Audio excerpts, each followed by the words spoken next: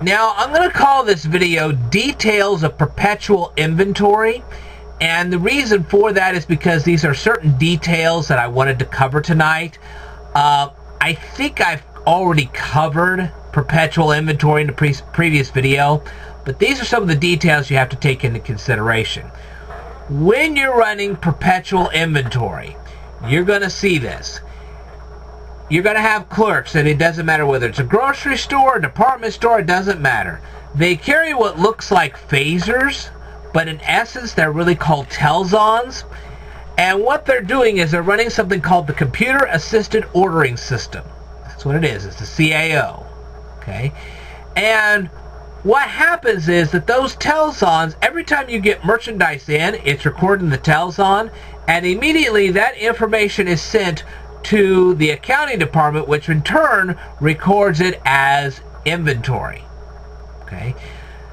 In the accounting department, if you're running perpetual inventory, okay, you're not going to have separate accounts like freight in, or purchase returns and allowance, or purchase discount. You're not going to have those separate accounts. You're just going to have the inventory account, and everything will be debited to the inventory account the very second it's logged in the telzon.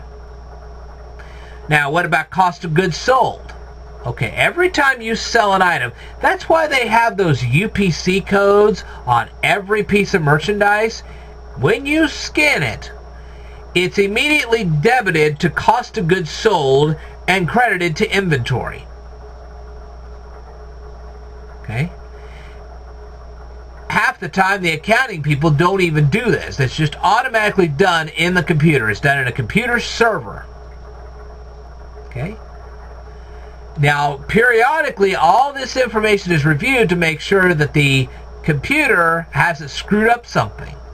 But 99% of the time, that's what's going on here. So, like I said, you don't have a freight in account. It's a ledger account. You don't have a freight in. You don't have a purchaser's returns and allowance. You don't have a purchaser's discount.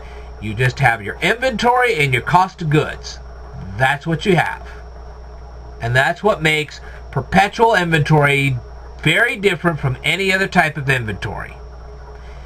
Now, do you regularly still count your inventory at least once a year? Yes, to make sure your computer is not screwing up. And if you feel your computer is screwing up, you'll run another inventory just to make sure that your computer's not screwing up so bad that it's causing your financial records to look goofy. But on a regular basis, you don't do an inventory. And that's it. Alright, I will tell you more in a future video. Stay tuned.